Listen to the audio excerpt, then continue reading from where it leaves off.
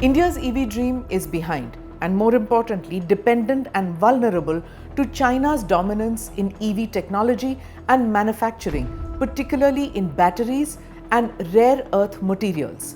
A week ago, the Quad foreign ministers launched the Quad Critical Minerals Initiative and announced plans to host the first Quad Indo-Pacific Logistics Network field training exercise this year. It will also launch the Quad Ports of Future partnership in Mumbai this year. Why and what does this mean to India's transition to EVs? This is Quick Take, your quick guide. I am Smita Prakash.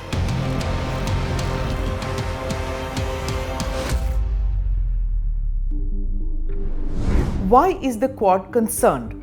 The Quad, consisting of the US, Japan, Australia and India, is concerned about the abrupt constriction and future reliability of key supply chains, specifically for critical minerals. Their statement said, reliance on any one country for processing and refining critical minerals and derivative goods production exposes our industries to economic coercion, price manipulation and supply chain disruptions, which further harms our economic and national security. Who are they pointing at? Naturally, China. Beijing is the world's largest producer of rare earth elements, 69%, compared to a 12% in the US and Myanmar at 11%. So China extracts a substantial percentage of the global supply, along with Myanmar, its ally. It literally controls about 80% of worldwide production. It also controls a very large share of the global processing capacity.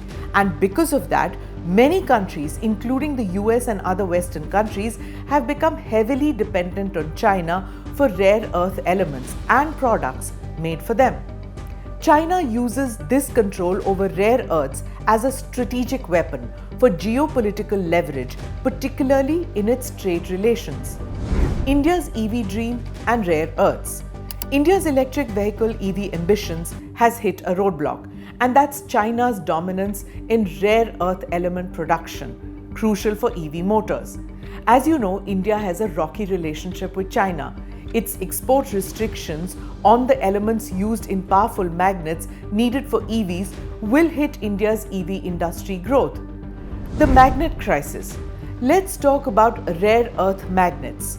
Small parts, big impact. They power the motors inside the EVs. Without them, your electric car doesn't move. And where do they come from? China. On April 4th, China made it tougher to export them.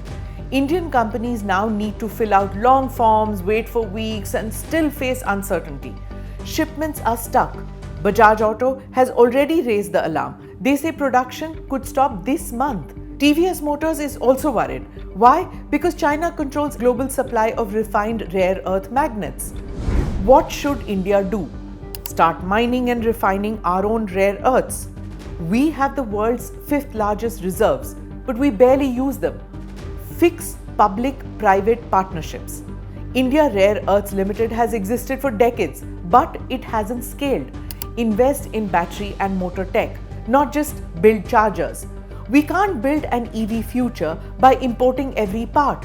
We can't decarbonize on borrowed technology.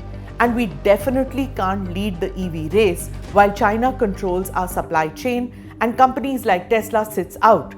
India's EV dream needs more than good headlines. It needs tech, it needs strategy, and it needs self-reliance. India-China political equilibrium. India and China have a complex equilibrium. There are border issues. There are trade and economic issues. The defense minister was in China last week, and now the Indian External Affairs Minister is headed there. China is a superpower and India is a rising power.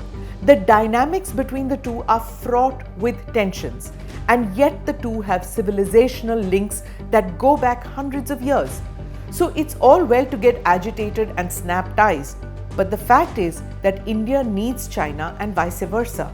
Doesn't mean that either country compromises its security concerns or lowers its vigilance at the boundary.